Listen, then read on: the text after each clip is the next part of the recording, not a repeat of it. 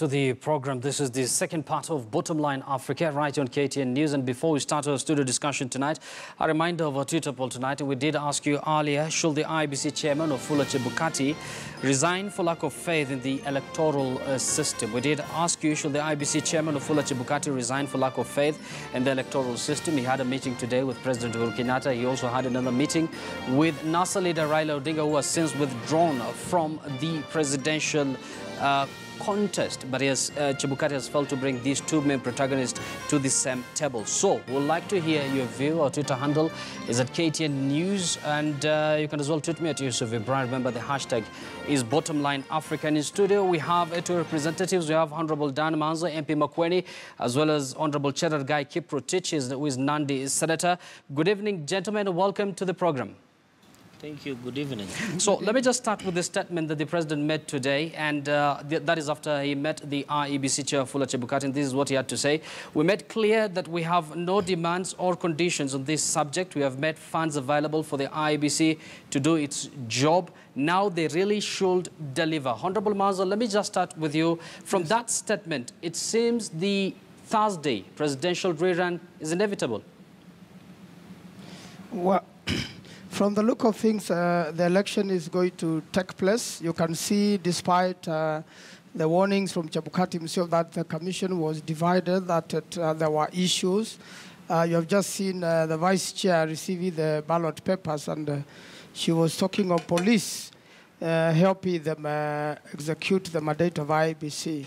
You know, police are not really part of IEBC staff, so you know, IEBC itself cannot deliver where it's not working with the grassroots. It must have clerks from the grassroots. It must have, you know, the presiding officers from the grassroots. And most important, they need the will of the people. They need to move the people. You know, the stakeholders to an election are the political parties. And you have NASA, you have Jubilee. You have seen the sort of engagements which have been taking place. You saw the meeting today with the President Uhuru and Chebukati. You could see the difference in that sort of scenario. You know, it's like Chebukati was there to get marching orders. The Electoral Commission is supposed to be independent and must draw that independence from the law. It should not be intimidated in any way or hijacked, which is the case currently, that IEBC has become part of, you know, some people in Jubilee also have become manipulating IEBC.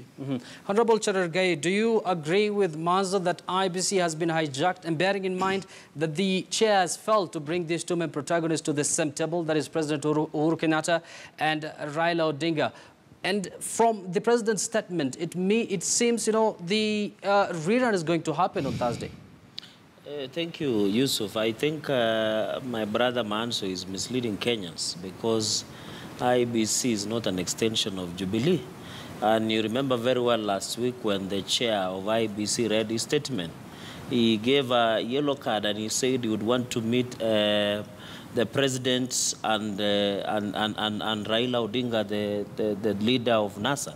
And therefore, I don't think there is anyone who wants to intimidate or hijack IEBC. But they have not met on the same round table, because what we're saying is that he has met both Raila and President Uhuru Kenyatta on different occasions. Yeah, which is correct, because why would Uhuru Kenyatta and Raila want to meet over what? Because what we are aware, the only dialogue they should have is on the ballot paper on 26th this week on Thursday. So in fact, I think he has been, what Chebukati wanted to do is to express and also to listen to the side. And from the onset, as Jubilee, we have always insisted that we don't have any preconditions for the IEBC to do its mandate as provided by the Constitution. And therefore, any other issues that the conditions that our opponents had are some of the issues that are not here or not there, because they don't have any legal backing, and they are the ones who have always insisted that the meeting should happen. And I think Chebukati was very clear in his statement that he wanted to meet both the president and the NASA leader, and on different occasions he has done so. So as we have already indicated earlier on, that last week the president did sign supplementary budget, which around 12 billion was given to IEBC, and in accordance with the Constitution, as per Article 81, we expect IEBC to deliver on its mandate, because we have created a conducive environment outside the budgetary that has been allocated, and even the security. So are you saying saying IEBC should conduct an election where a significant majority are not going to participate? That is, no one has said significant majority is not going to participate. It's all Raila Odinga and his principals. Around 5 of them will not participate in election because every Kenyan has a right to participate as enshrined under Article 38 of our Constitution. So when you say significant majority, is Raila Odinga and few others, the fellow principals, a significant majority? Because the voices of around 19 million Kenyans must be heard, and it is their right, so no one can deny that. So, Honorable Manzo, one might wonder what was today's meeting all about between the President and IEBC if the President has already made up his mind that, the elections have to happen on Thursday? I think the real purpose was to intimidate the IBC chair and give him marching orders that the election is a must. If I were the IBC chair, having seen the problems and knowing that the election is now a process and not an event of a day, I think he should go to court immediately and seek assistance so that you could postpone the elections on 26th and then have well-planned elections which are free and fair. The 26th poll will not be free and fair. It will only be participated by a few Kenyans. And trust me, from the reports of the last election, we saw that President Uhuru had only 7 million votes, and Raila Odinga had 8.5 million votes. So out of the 19 million registered Kenyans, obviously, more than half of the country is not with the President Uhuru. Honorable Cherargei, I hear you laughing. I'm sure you have a different opinion. But IEBC already, through its chair, they've already on record having said that they cannot offer credible election with the current toxic political environment. And we've seen one of the commissioners have resigned, the CEO has taken leave.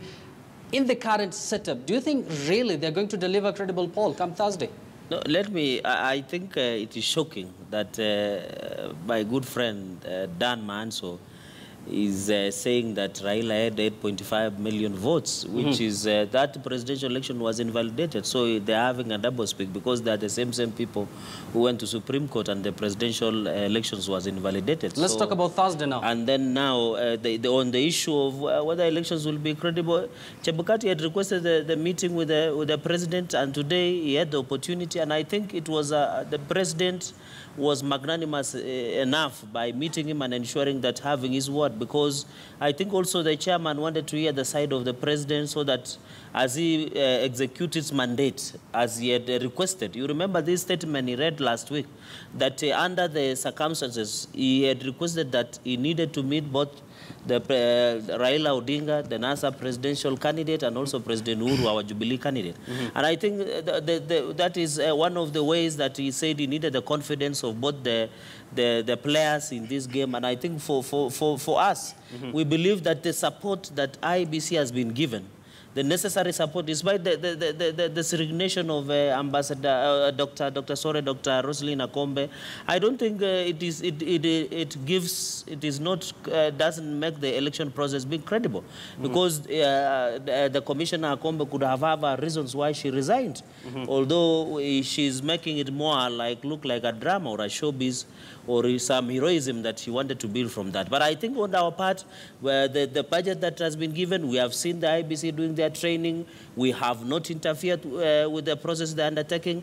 And I think from the circumstances we are looking, and remember, Yusuf, these Kenyans are now, they want to finish this electioneering period so that the country can continue, can come back to normalcy. The economy is now is not doing very well because of the politics that we are having here and there. And therefore, we hope Chebukati, with his patriotism, as enshrined under Article 10, that he will execute his mandate. He will not be a coward, but ensure that he executes his mandate because it has both legal backing. And speaking about Chebukati and the IEBC as a commission, Honorable Manzo, one of the pointers from the press briefing by the Foreign Envoy today is that IEBC has undertaken changes to remedy the illegalities and irregularities raised by the Supreme Court of Kenya. Do you think these changes they're talking about are there? And if they're there, are they enough?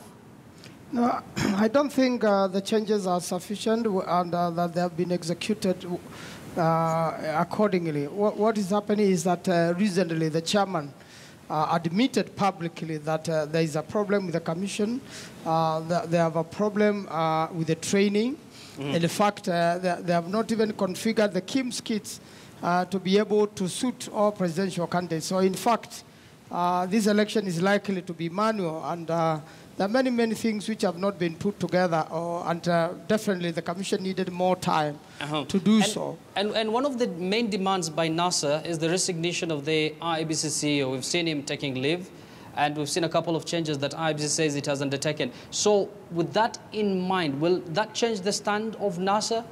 I don't think so, because the biggest problem with Ezra was the staff working under him and his failure to manage the staff sufficiently. We have part of the IBC staff which participated in you know, irregularities and illegalities while you know, presenting the results or forwarding the results through the electronic transmission. There were definitely overflows and leakages, and the system was interfered with. And these are the same members of staff who are serving under Chiloba and are still there. So his taking of leave is not sufficient. We need to go deeper and get these members of staff who are very well known, who usually participate in this sort of thing. You know, that staff, part of it has been hijacked by Jubilee. They're receiving orders from Jubilee.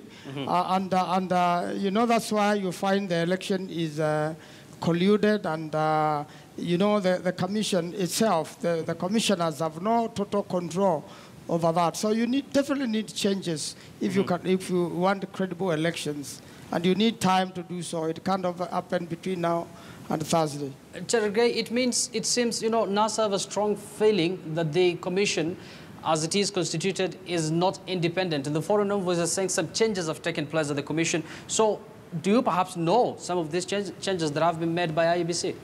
I think we have to note that the IEBC, through the chairman, Chebukati, had requested that some of the staff take leave, and I think Ezra himself has taken leave.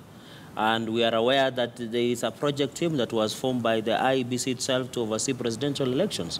So some of these changes that we wanted to introduce, even through the Amendment of Elections Act, was very crucial and important in ensuring that IEBC has a conducive environment, in ensuring that it carries out its mandate. So therefore, when you say some of these officials, and we are aware that NASA has been building a narrative that there were some 12 officials in IEBC that were supposed to be surcharged. And what shocks us is that even before the judgment of the Supreme Court was being read, or even in full, they had already pinpointed some of the officials and when you notice some of these officials, they were ethnically profiled because of the imagination that they support Jubilee. And therefore, I think the problem with NASA is they are failing holding hostage IEBC to continue with the narrative of judicial coup, and I think that is what we are seeing happening at the moment. So therefore, and by extent, we should, you know, some of these commissions, Yusuf, are the creation of the Constitution, and therefore we don't have any interference with the IEBC, because what it needs is the support of the executive, and the president has assented to the bill that gave them the money that they need to run an efficient, effective, credible, transparent, and fair elections. And we hope so that will happen on Thursday, on 26th, in the next few days. And speaking about free, fair, and credible election, there are those who you know, believe that IEBC is not in a position to offer that.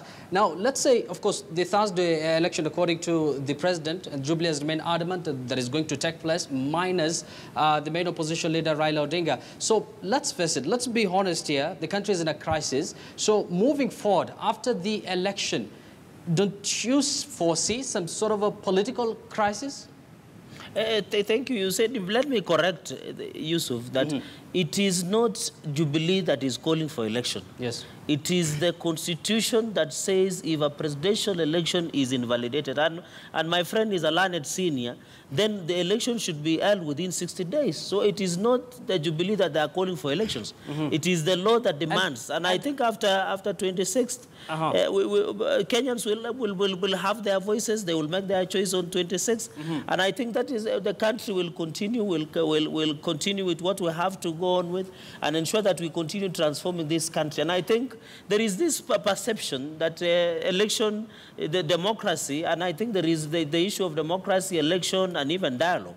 What we are saying is that I have never known any other method where power can change hands except through a democratic process that is election. Therefore, you cannot, some people are building a narrative that we should negotiate before going to election. What are we negotiating about? And the IBC chair, during the meeting with the president, he seems like a man who was under pressure. Correct me if I'm wrong. And it seems like he's, from his body language, it seems he has been coerced into conducting the Thursday election. He was not coerced. I think people are reading too much into some of these pictures. And I think also we are aware that there is no pressure that the IBC chair is being put. He's just doing his mandate, and he had requested to meet both the president and the leader of opposition, Nasser Raila Odinga. And therefore, I don't think Chebukati is under pressure. He's the one who read a statement last week saying, I want to meet 1 or 2, I need changes to be done. And we saw Ezra has gone for leave, and we also see he has made a president and Raila Odinga. So therefore, I don't think he's not a man under pressure. I think for us who have been observing Chebukati, it is his normal demeanor. So I don't think he's under pressure. The only he knows that as a chair, the future and the destiny of this country depends on him. And that is why he must rise up to occasion and ensure that he oversees this presidential vote to the best of his ability, because we have given him the necessary support as a government. Of course, it's an election that NASA is not going to participate. Honorable Manzo, moving forward, let's say the election takes place on Thursday. What does it mean for the country? We've seen, you know, there's a lot of tension in the country. The East African region is worried. You've seen the interview there by Eugene Anangwe from Rwanda. What is it going to mean for the country moving forward? First of all, there will be no proper election on Thursday. The election will be illegal. It will not have met the standards as required by the law and the Constitution, and therefore it's an exercise in futility. It's just a wastage of Kenya's money, so definitely on that sort of situation, you'll have a divided country, because more than half of the registered voters will not participate in that particular election, and those who will participate definitely will leave the country divided. And I believe from what is going to happen, then Chebukati will have no results to announce at the end of this election, and the country will definitely be plunged into a constitutional crisis. There are those who are saying that, you know, by conducting the Thursday's poll, Jubilee has literally placed the IBC, put the IBC chair under the bus. So there are those who are foreseeing a possibility where the chair might also resign. What are you reading in this? I don't expect the chair to resign. The whole country is relying on him. He has an easier way. He can approach the courts. The courts will extend the period he has, though it is in the Constitution. I'm sure the appropriate interpretations will be made. Now that he has already admitted that the Commission is not together and that the Commission is not ready and he cannot be able to deliver credible elections in accordance with the Constitution, then he can find some refuge in the courts, and he can get enough time to prepare himself and organize all the teams and make sure that IBC itself is compliant to the law. And then Kenyans can have a proper election. I don't know what's the rush with the Jubilee. They're really pushing everybody. They're putting the chairman under pressure. It is an election of Jubilee, but not of IEBC. And Honorable Cherargei, there are those who come from the school of thought, you know, saying that it's not yet too late to have some sort of a dialogue between Jubilee and NASA. Are we going to foresee a situation where perhaps Jubilee is going to fix or, you know, leave its hard stance towards Thursday's election and engage the NASA leader? No, I don't think, Yusuf, that there is no hard stand that Jubilee has maintained.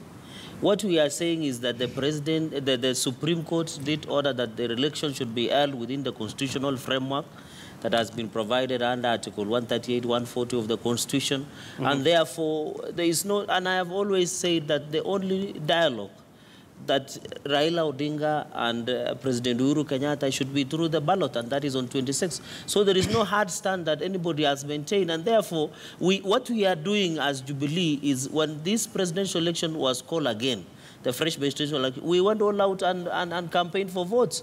We knew that is the only way you can get elected. So if there is any sort of dialogue, I think we should allow the law sometimes to work it. So because if you are saying let us not follow what the democratic process or what the law says so that we dialogue, then what is the essence of having the law in the first place? We should just be negotiating or having a dialogue before going to an election.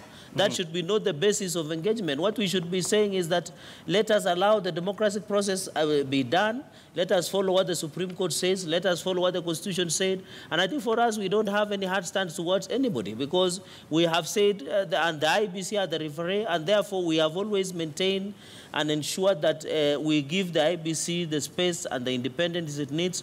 We have not given them the conditions because we know some of those conditions that were raised by our opponents require a lot of time.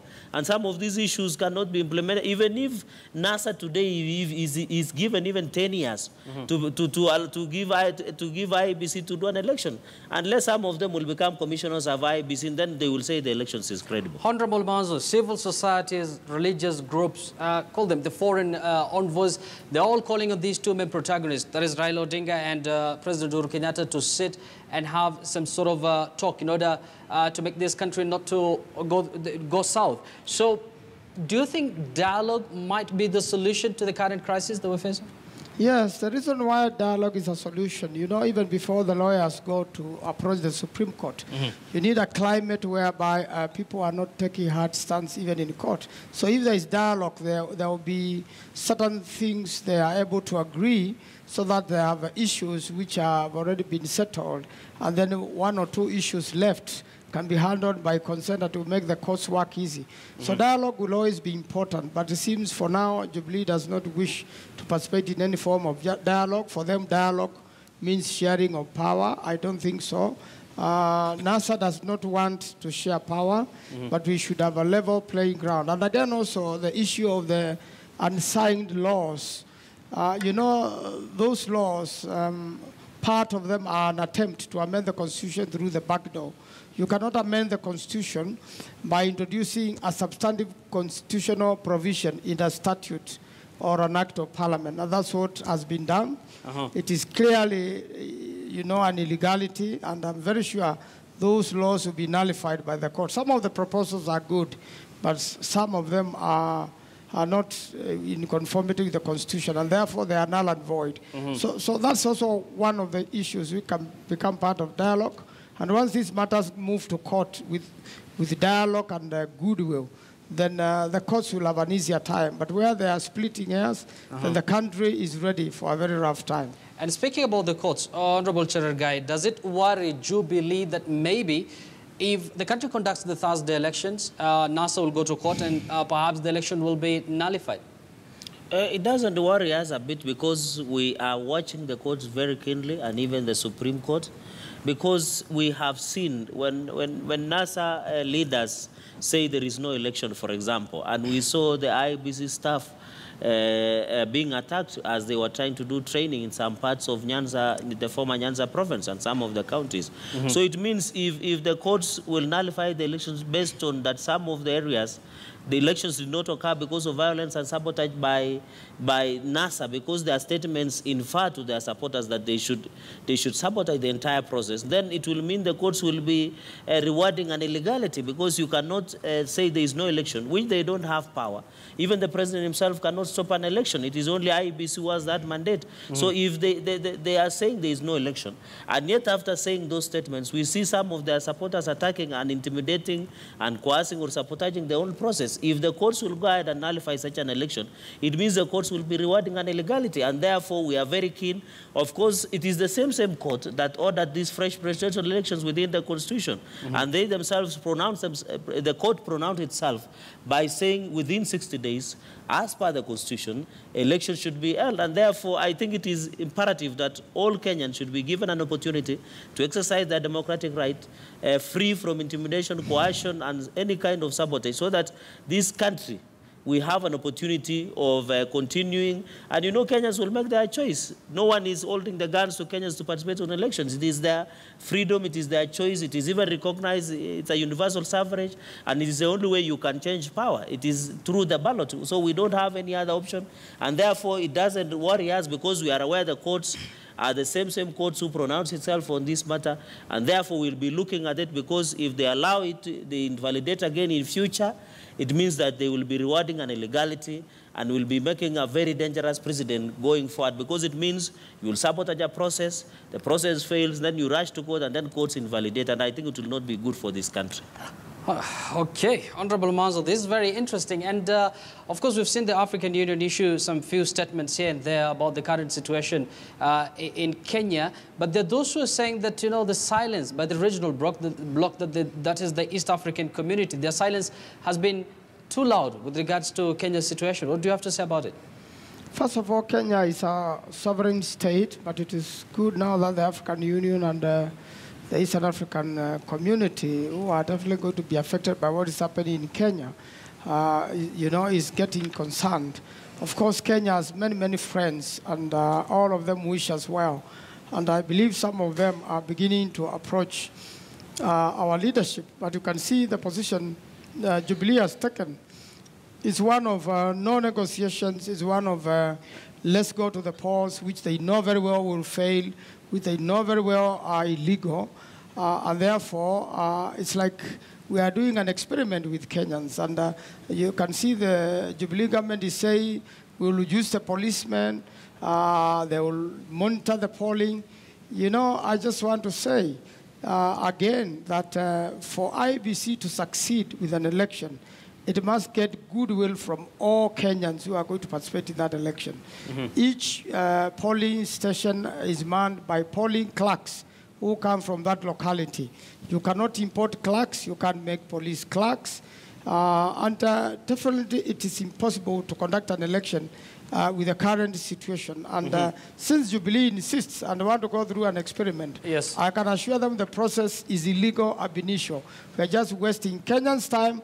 It is a high time the leaders humbled themselves and went into dialogue. Thank you, Honorable Mans. I think that will serve as a final comment. Very briefly, Honorable Cherargei, react to that as we wrap up.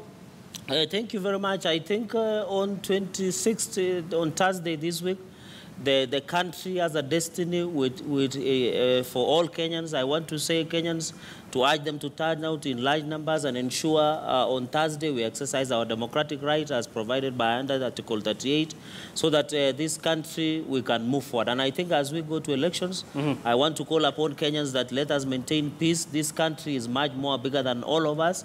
And I think we'll have only one president after 26th of October on Thursday this week. And I think for us in Jubilee, we are confident of winning 70+1. And everybody is, of course, closely watching what's going to happen after Thursday. That is October 26th, when that presidential rerun is going to happen, even as the main opposition leader, Raila Odinga, withdrew from the race. Many thanks, Honorable Cherargei Kiprotich, for your input as the non-dissenter, as well as Honorable Dan Manzo, MP Makueni. Now, to our images of the day, and hundreds of athletes from around the world battle it out in Egypt's biggest annual fitness competition, Al-Fit, a global event held in the heart of Cairo, that is the capital of Egypt. Founders of the Al-Fit said they were inspired in 2013 by the international fitness movement CrossFit and wanted to replicate the experience in Egypt. The 5th edition of Al-Fit brought together athletes of all levels and elite, intermediate and beginners, both in the individual and team divisions. This year's Al-Fit also included special categories for teenagers, athletes over 35 years and disabled people. Some of the exercises included variations of weightlifting, body weight exercises, swimming, as well as running.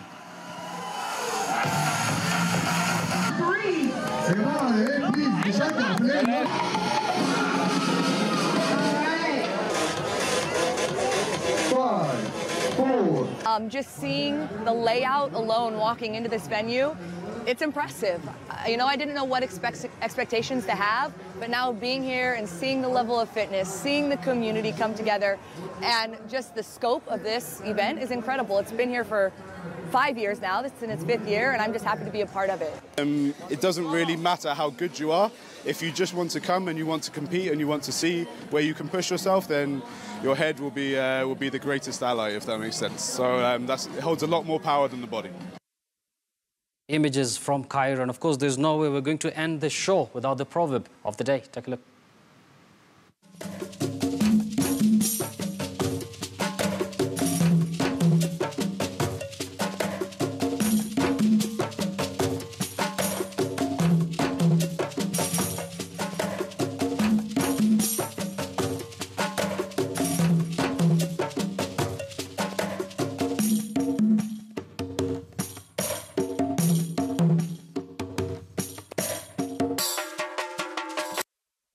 Of course, the proverb from Sierra Leone makes up our proverb of the day. And on our Twitter poll, we did ask you earlier, should the IBC chairman Wafula Chebukati resign for lack of faith within the electoral system? 68% of you said yes, and 32% of you said no. At Steve Doyer says Kenya is bigger than some few individuals. The election was nullified cause of unfairness. Therefore, it is no need to repeat the same mistake. Kennedy Dow says integrity of the IBC commissioners and chair is not satisfactory to millions of Kenyans. This is enough for them to do the honorable thing. And one final one. At Alan Odera says our electoral system is okay. It is the people at IBC Kenya who have the problem. Let him resign. Those are just some of your feedback there on Twitter. And finally, here is the bottom line tonight. And tonight, with just 55 hours before the contentious presidential rerun in Kenya, we are appealing to the political class. And here, I would like to address both President Uhuru Kenyatta and former Prime Minister Raila Odinga. Let's face it, the country is in a crisis. The country is sharply divided. And God forbid, this might escalate into a fully blown crisis, one that might jeopardize the progress, the gains and success the country has achieved so far. 2007 is still fresh in our minds thanks to the ever-emotive electioneering period coupled with inter-ethnic hatred that has for years remained one of the biggest stumbling blocks to Kenya's unity. Many Kenyans are suffering from the demonstrations in the country, be it those who have lost lives during the demos or the businessmen who have been forced to close shop. Civil societies, religious leaders and even foreign envoys have called on these two leaders to embrace talks. We are calling, therefore, on both President Uhuru Kenyatta and former Prime Minister Raila Odinga to stop chest thumping and lead Kenyans into a path that will unite us rather than divide this beautiful country. It's not too late. And that's the bottom line tonight. Many thanks for watching. My name is Yusuf Ibrahim. Remember, this program is aired every Monday to Thursday from 10 to 11 p.m. Until tomorrow, same place, same time. Bye-bye and enjoy the rest of your night.